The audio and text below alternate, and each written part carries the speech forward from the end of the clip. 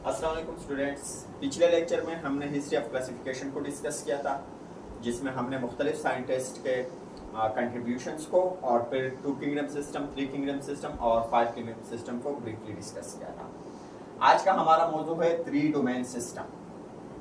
3 domain system समझने से पहले हम किंगडम, डोमेन, फाइलम इस तरह के अल्फाज को समझ लेते हैं। तो इनको हम ब्रीफली बोलते हैं यूनिट्स ऑफ क्लासिफिकेशन, यानी लिविंग ऑर्गेनिज्म को मुख्तलिफ ग्रुप्स में डिवाइड किया गया है। कुछ छोटे ग्रुप्स हैं, कुछ बड़े ग्रुप्स हैं। ठीक है, तो यूनिट ऑफ क्लासिफिकेशन हम स्टार्ट कर लेते हैं। Domain, kingdom, phylum, class, order, family, genus, species. ठीक है, अब डिफाइन करने के लिए हम स्पीशीज को डिफाइन कर लेते हैं, फिर उनके ऊपर बिल्ड करते हैं की तरह। ठीक है, स्पीशीज वो ग्रुप ऑफ लिविंग ऑर्गेनिज्म है जो नेचर के अंदर फ्रीली इंटरब्रीड करते हैं और फिर बच्चे पैदा करते हैं, तो वो बच्चे भी नेचर में फ्रीली इंटरब्रीड करके अपनी नस्ल आगे बढ़ा सकते हैं। ठीक है, फॉर एग्जांपल कैट। ठीक है, तो कैट जब इंटरब्रीड करते हैं, उनके बच्चे पैदा होते हैं, तो वो बच्चे आगे अपनी नस्ल बढ़ा सकते हैं। सो कैट इज अ स्पीशी। दुनिया के अंदर जितने भी कैट्स हो के मुख्तलिफ किस्म के, तो वो सारे के सारे एक स्पीशीज के अंदर आएंगे। ठीक है, एक जैसे स्पीशीज जब इकट्ठे हो जाते हैं तो वो जीनस कहलाता है। फॉर एग्जांपल, आप लोग शायद पहले कभी डिस्कस किया हो किसी ने आपके साथ, ह्यूमंस जो है एक तो हम है इंसान, होमोसेपियन। हमारी तरह 4-5 और मुख्तलिफ किस्म के इंसान थे या इंसानुमा मखलूक़ात थी जो पहले ख़त्म हो गई है काफ़ी अरसे पहले, जिसमें होमो इरेक्टस, होमो हैबिलिस, होमो निएंडरथालेंसिस और हम हैं होमोसेपियंस। तो ये सारे इंसान या इंसानुमा जो मखलूक़ात है उनको मिल के हम एक जीनस में रखते हैं। ठीक है, तो जीनस और स्पीशीज। फिर एक तरह के जीनस फैमिली बनाते हैं, एक तरह की फैमिलीज एक ऑर्डर में क्लासिफाई होते हैं, एक तरह के ऑर्डर एक क्लास में क्लासिफाई होते हैं, एक तरह की क्लास जो है वो फाइलम बनाते हैं और एक तरह की फाइलम जाके किंगडम बनाते हैं। ठीक है, और किंगडम से जो ऊपर की क्लासिफिकेशन सिस्टम है वो फिर एक डोमेन के अंदर आती है। अब जितने भी लिविंग ऑर्गेनिजम्स है इसको हम इस तरतीब से डिवाइड करते हैं। फॉर एग्जाम्पल, पहले हम देख लेते हैं कि वो कौन सी स्पीशीज से बिलोंग करता है, फिर वही जो लिविंग ऑर्गेनिज्म है वो किस जीनस से बिलोंग करता है, किस फैमिली से, किस क्लास, किस फाइलम, किस किंगडम और किस डोमेन से। ठीक है, तो इसको याद रखने के लिए इस तरतीब से होना चाहिए। इसको याद रखने के लिए एक छोटा सा सेंटेंस है कि किंग परवेज केम और फॉर गुड सो। इसका कोई इतना खास मतलब नहीं निकलता इस सेंटेंस का, लेकिन याद रखने के लिए आसान होता है ये सेंटेंस। ठीक है, king Parvez came out for good so. So kingdom, phylum, class, order, family, genus और स्पीशीज। ठीक है, इधर हम कभी कभार DR, doctor king Parvez came out for good so. So doctor is for domain. ठीक है, याद करने के लिए बहुत आसान हो जाएगा आपके लिए। अब आते हैं 3 डोमेन सिस्टम की तरफ। 1990 में एक साइंटिस्ट थे कार्ल वोजे। कार्ल वोजे ने 1990 में ये प्रपोज किया था 3 डोमेन सिस्टम। 3 डोमेन सिस्टम के अंदर 3 डोमेन्स है, जैसे कि नाम से पता चल रहा है। एक डोमेन आर्की है, दूसरा डोमेन बैक्टीरिया है और तीसरा डोमेन यूकेरिया है। अब 5 किंगडम सिस्टम से हमने 3 डोमेन सिस्टम के क्यों जंप लगाया, क्यों हमें 5 किंगडम सिस्टम को अबॉन्डन करके उसको खत्म करके ये 3 डोमेन सिस्टम की तरफ आए। Why 5 kingdom system was abolished? तो इसके रीजन है 3 जो आपकी किताब में है। वैसे तो बहुत ज्यादा रीजंस हैं। सबसे पहला जो रीजन है वो है डिफरेंस इन RNA। अब RNA लफ्ज आया है तो RNA को थोड़ा पहले समझ लेते हैं बेटा।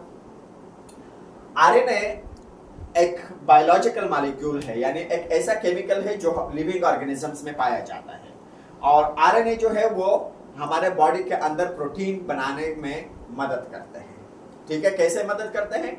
डीएनए से आरएनए बनता है और आरएनए फिर प्रोटीन बनाने में मदद करते हैं। So this process is usually called central dogma of molecular genetics. तो आरएनए जो है बेटा, इसको हम आम अल्फाज में बोलते हैं ribo nucleic acid, not protein, ribo nucleic acid. ठीक है, ये न्यूक्लियस के अंदर भी पाया जाता है, लेकिन ये साइटोप्लाज्म के अंदर भी पाया जाता है। आरएनए जो है वो 3 मुख्तलिफ कैटेगरीज में डिवाइड किया जाता है। एक कहलाता है messenger RNA, M for messenger, mRNA short करके। दूसरा है राइबोसोमल आरएनए, आरआरएनए, और तीसरा है ट्रांसफर आरएनए या टीआरएनए। आरएनए जो है 3 ग्रुप्स में हमने डिवाइड किया है। मैसेंजर आरएनए जो है बेटा, वो डीएनए से मैसेज लेके राइबोसोम की तरफ आता है, तो राइबोसोम में एक और आरएनए लगा होता है जिसको राइबोसोमल आरएनए बोलते हैं। तो वो मैसेंजर आरएनए के मैसेज को राइबोसोमल आरएनए पढ़ लेता है। जब यह मैसेंजर आरएनए का मैसेज राइबोसोमल आरएनए पढ़ देता है, तो फिर वो ट्रांसफर आरएनए को कह देता है कि अमीनो एसिड्स साइटोप्लाज्म में से लेके आओ ताकि मैं प्रोटीन बना सकूं। ठीक है, अच्छा, अब वापस आते हैं basis of 3 domain system of classification के। 3 डोमेन सिस्टम ऑफ क्लासिफिकेशन की बुनियाद क्या है? तो पहला यह है कि आरआरएनए का सीक्वेंस, तरतीब तीनों डोमेन्स में डिफरेंट है। आर्की का डिफरेंट है आरआरएनए, बैक्टीरिया का डिफरेंट है आरआरएनए, और यूकेरिया का, तीनों डोमेन्स का बिल्कुल डिफरेंट आरआरएनए है। दूसरा डिफरेंस है डिफरेंस इन मेम्ब्रेन लिपिड्स। आप लोग अगले चैप्टर में पढ़ लेंगे मेम्ब्रेन क्या होता है, सेल मेम्ब्रेन। ठीक है, मेम्ब्रेन जब बात करते हैं तो सेल मेम्ब्रेन या सेल के अंदर बहुत सारी ऑर्गेनेलिज होती हैं, उनकी मेम्ब्रेन। तो यहाँ पे हम सेल मेम्ब्रेन की बात करते हैं। ठीक है, तो सेल मेम्ब्रेन वो बाउंड्री है जो सेल को बाकी एनवायरनमेंट से सेपरेट करती है या प्रोटेक्ट करती है। तो उसके अंदर लिपिड्स यानी चर्बी या ऑयल लगे होते हैं। उन ऑयल का जो केमिकल कंपोजिशन है वो तीनों डोमेन्स में काफी डिफरेंट है। आर्की का बिल्कुल डिफरेंट है बैक्टीरिया से, और बैक्टीरिया का बिल्कुल डिफरेंट है यूकेरिया से। और तीसरी चीज ये है कि मेम्ब्रेन जो है, कभी कभार एंटीबायोटिक्स जो होते हैं, यानी ऐसी अद्वियात जो लिविंग ऑर्गेनिज्म को या उनके सेल्स को मारने या उनके ग्रोथ को स्टॉप करने के लिए इस्तेमाल होते हैं। Antibiotics are those drugs which are used to stop reproduction और किल लिविंग सेल्स। तो बैक्टीरिया या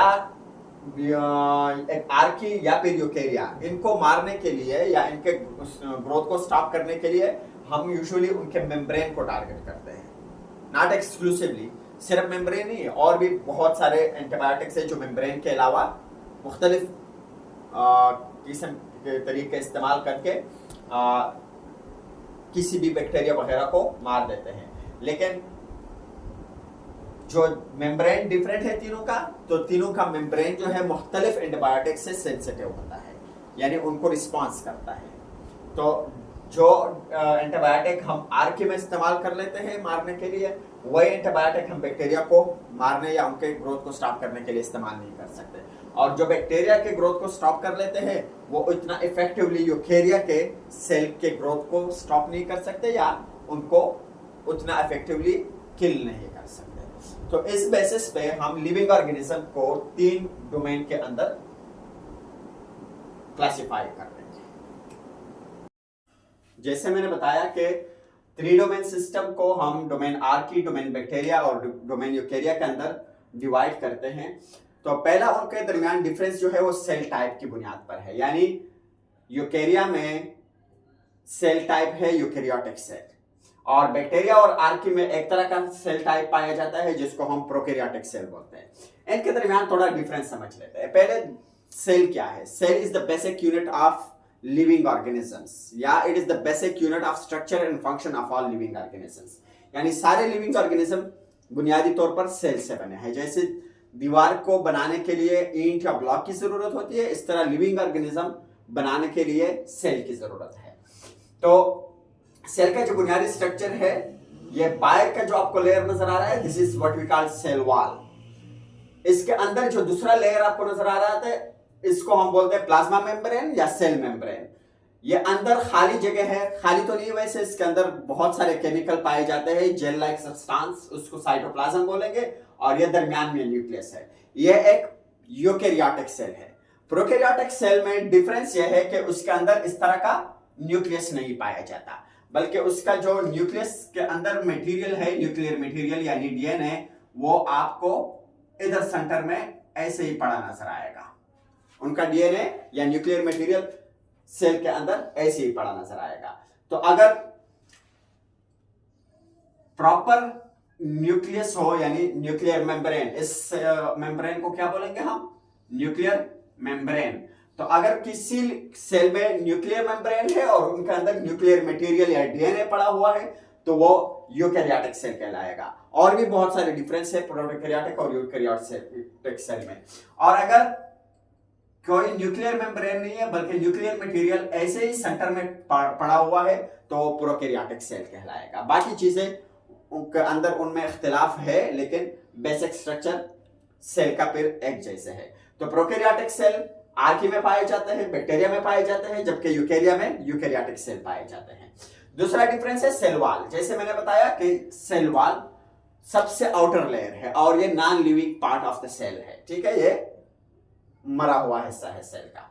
तो सेल वॉल की कंपोजिशन क्या है, यानी किन चीजों से मिलकर बना है? तो आर्की का जो सेल वॉल है उसमें मखसूस किस्म के सोडोपेप्टिडोग्लाइकन पाए जाते हैं। सोडोपेप्टिडोग्लाइकन, मैंने नो पेप्टिडोग्लाइकन लिखा है, तो आप इसको सोडो PSEUDO सोडोपेप्टिडोग्लाइकन या फिर कुछ प्रोटीन्स का बना होता है। जो बैक्टीरिया का सेल वॉल है वो पेप्टिडोग्लाइकन का बना है, ये एक मखसूस किस्म का केमिकल है। और यूकेरिया के अंदर फंजाई में भी सेल वॉल पाया जाता है और प्लांटी में भी सेल पाया जाता है। यूकेरिया का एक और किंगडम है एनिमेलिया। एनिमेलिया के अंदर कोई सेल वॉल नहीं पाया जाता।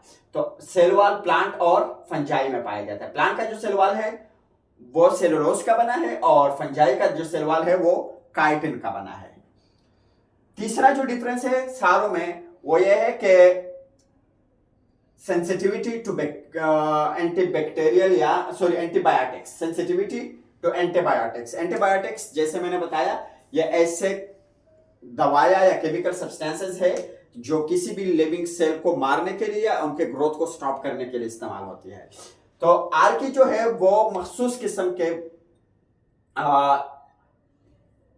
इन एंटीबायोटिक्स को सेंसिटिव है और ये और आर्की तकरीबन एक तरह के एंटीबायोटिक के अगेंस्ट सेंसिटिविटी शो करते हैं। बैक्टीरिया जो है वो बिल्कुल दूसरी कैटेगरी ऑफ एंटीबायोटिक्स है जिसके अगेंस्ट वो सेंसिटिविटी शो करते हैं, यानी उसकी वजह से वो मर जाते हैं। तो आर्की इस लिहाज से आर्की और यूकेरिया थोड़े से एक जैसे है, ज्यादा नहीं लेकिन इस लिहाज से थोड़े से एक जैसे है कि ये भी और यूकेरिया ये एक जैसे एंटीबायोटिक्स के अगेंस्ट सेंसिटिव है। जो बैक्टीरिया है वो बिल्कुल totally different class of antibiotics के अगेंस्ट सेंसिटिविटी शो करते हैं। तीसरा डिफरेंस जैसे मैंने बताया था वो आरआरएनए यानी राइबोसोमल आरएनए के डिफरेंस से बनता है। बैक्टीरिया और यूकेरिया का आरआरएनए बुनियादी तौर पर एक जैसा है लेकिन उनमें भी काफी डिफरेंसेस पाए जाते हैं। और बैक्टीरिया और आर्की का आरआरएनए करीबन एक जैसा है लेकिन थोड़ी डिफरेंसेस पाए जाते हैं। जो यूकेरिया का आरआरएनए है वो बिल्कुल डिफरेंट है। अगर आप डिफरेंस मालूम करना चाहें तो ये 16S, यहां पे भी 16S और यहां पे 18S आरआरएनए होता है। What is S? इसको बोलते हैं श्वेर्ट्जबर्ग यूनिट, यानी ये किसी भी मॉलिक्यूल के साइज को डिटरमिन के लिए, ठीक है। तो इसका जो आर्की का है या बैक्टीरिया का है उनका जो आरआरएनए है वो साइज में थोड़ा छोटा है लेकिन इन दोनों में भी काफी डिफरेंसेस आपस में पाई जाती है। जो यूकेरिया का आरआरएनए है वो बिल्कुल ही डिफरेंट है, वो साइज में भी बड़ा है और सीक्वेंस में भी बिल्कुल मुख्तलिफ है। सो अगले लेसन में फिर हम कंटिन्यू कर लेंगे विद डोमेन यूकेरिया। बाकी डोमेन तकरीबन हमारे फुल हो चुके हैं, आर्क को थोड़ा सा डिस्कस कर लेंगे, लेकिन जो हमारा सबसे ज्यादा फोकस होगा वो डोमेन यूकेरिया के ऊपर होगा, जिसके अंदर 4 किंगडम्स पाए जाते हैं। Kingdom protista, kingdom fungi, kingdom Plantae and kingdom animalia. तो हम यूकेरिया को काफी डिटेल में अगले लेक्चर में डिस्कस कर लेंगे। Thank you.